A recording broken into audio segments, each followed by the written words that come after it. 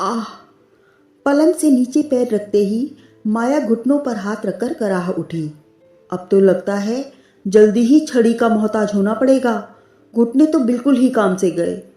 अच्छी भली चलती फिरती थी, पता नहीं क्या हो गया है। अरे, पिछली बार आई थी तब तो तुझे घुटने की कोई परेशानी नहीं थी। 1.5 साल में अचानक क्या हो गया? आदित्य की शादी में तो तूने कितनी भागदौड़ की थी। बड़ी बहन जया ने छोटी बहन माया की हालत देखकर दुख और अफसोस से कहा। हाँ, उम्र भर तो अच्छी रही, पर पिछले 1.5 साल से ही पता नहीं क्या हो गया है। आदित्य की शादी के बाद से ही घुटनों में बहुत दर्द रहने लगा है और अब तो पलंग से उठकर बाथरूम तक जाना भी मुश्किल हो गया है। दर्द के मारे जान निकल जाती है। इस डर से तो मैंने पानी पीना भी बहुत कम कर दिया है। माया जैसे तैसे बाथरूम तक जाकर आई और फिर पलंग पर बैठ गई। तब तक जया लहसुन डाला हुआ गरम तेल लेकर आई और माया की घुटनों की मालिश करने लगी। अरे जीजी, ये क्या कर रही हो? तुम तो बड़ी हो, सेवा तो मुझे करनी चाहिए। माया संकोच से भरकर बोली तो जया ने कहा, तो क्या हुआ? जब मेरे घुटनों में दर्द होगा तो तुम तेल लगा देना। तकलीफ में क्या छोटा और क्या बड़ा। कहकर जया ने माया के घुटनों की मालिश कर दी। माया के बेटे आदित्य की शादी में दोनों बहनें मिली थीं। तब से 1.5 साल हो गया। अब माया ने बड़े आग्रह से जया को 4-5 दिन के लिए अपने घर रहने बुलाया था। जया कल रात में ही आई थी। दोनों बहनें देर रात तक बातें करती रहीं। सुबह के 7-7:30 बजे थे। जया चाय बनाने किचन में जाने लगी तो माया ने उसे रोका कि बहू उठकर बना देगी, लेकिन जया आनन फानन में अपनी, माया की और माया के पति सुरेश की चाय बना लाई। 7:30 हो गया है, लेकिन बहू के उठने का पता नहीं है। ये नहीं कि तुम आई हो तो जल्दी उठकर चाय बना दे। रोज सुबह की चाय के लिए 7-7:30 बजे तक राह देखते रहो, माया ने उल्हाने के साथ कहा। इस पर जया बोली, आज आदित्य की छुट्टी है। 10-20 मिनट देर से भी उठ गए तो क्या हुआ? और भाई, सुबह मुझे जल्दी चाय पीने की आदत है, तो मैं तो किसी के भरोसे नहीं रहती। अपनी और उनकी चाय खुद बना लेती हूँ और पेपर पढ़ते हुए या बगीचे में काम करते हुए गरम गरम चाय का मजा लेती हूँ। हमें अगर सुबह 5 बजे या किसी ऐसे समय पर चाय पीने की आदत हो जो आदत दूसरे के लिए सुविधाजनक ना हो, तो फिर हमें ये काम खुद कर लेना चाहिए, बजाय दूसरे के बनाने का इंतजार करने और उस पर चिढ़ने के। जया ने गंभीर स्वर में कहा। 15 मिनट बाद ही बहू यानी अनु रसोई घर में आई तो चाय के बर्तन देखकर झेंप सी गई। कोई बात नहीं अनु, चाय पी चुके तो क्या हुआ? तुम्हारे हाथ की बनी हुई फिर से पी लेंगे। अब बताओ सब्जी क्या बनानी है? जया ने कहा और अनु के मना करने पर भी फटाफट सब्जियां निकालकर धोकर काटने लगी। तभी आदित्य भी किचन में आ गया। सुरेश भी वहां आ गए। अनु माया को कमरे में ही चाय दे आई।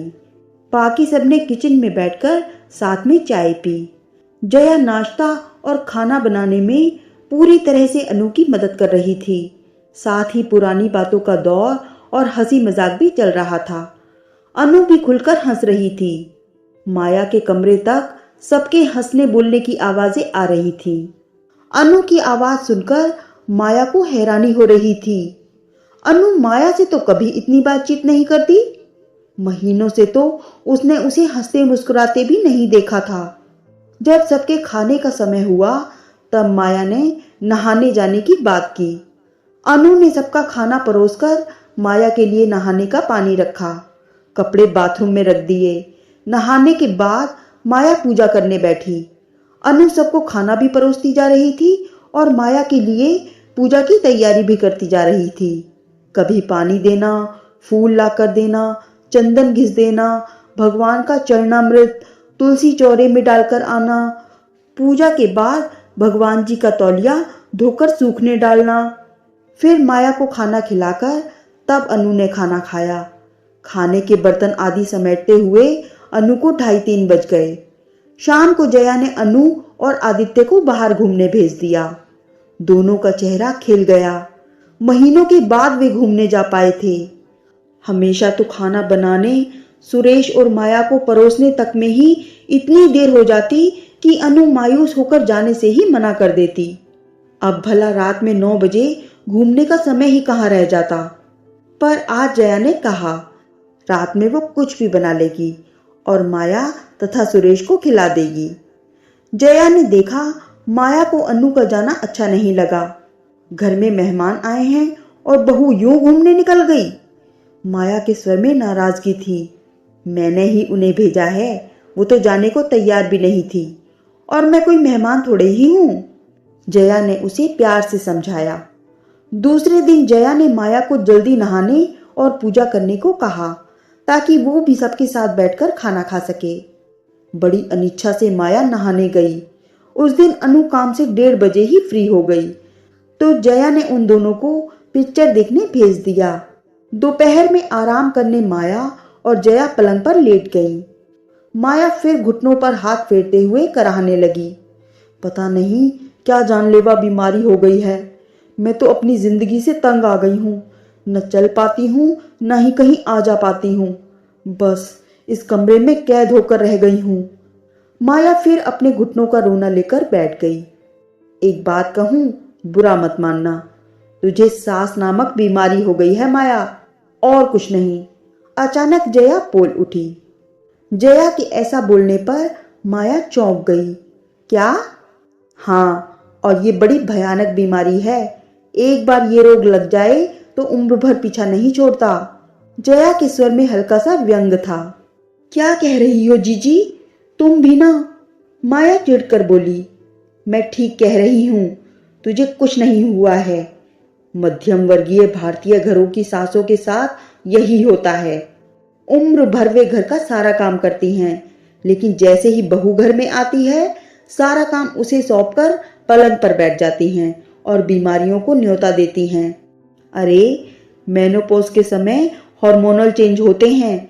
इस समय तो शरीर को व्यायाम की ज्यादा जरूरत होती है ताकि वो स्वस्थ रहे, लेकिन तुमने तो पलंग पकड़कर बीमारियों को खुद न्योता दे दिया।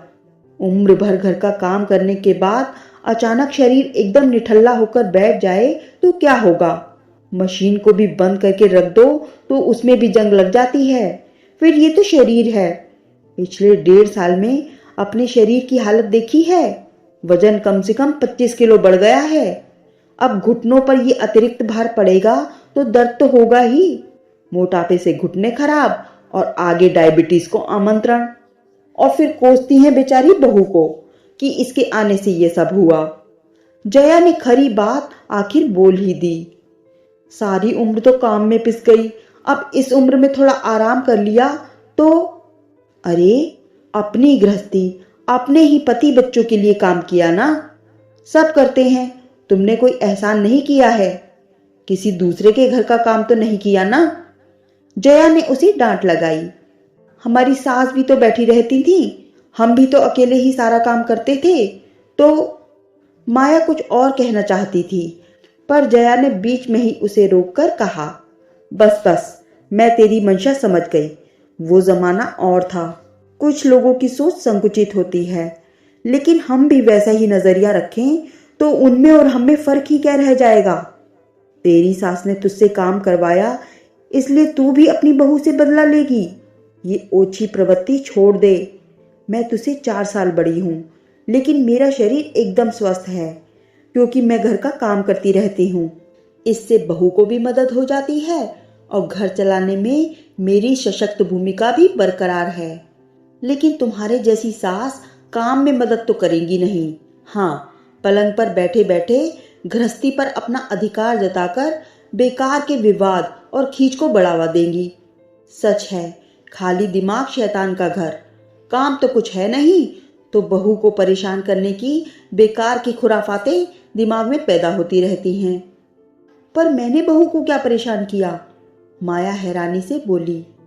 ये जो देर से नहाना है, देर से खाना खाने बैठना है, इसके पीछे की चालाकी मैं सब समझ रही हूँ। जया ने कहा तो माया ने सक पकाकर सिर झुका लिया। देख, बहू के भी अपने सपने हैं।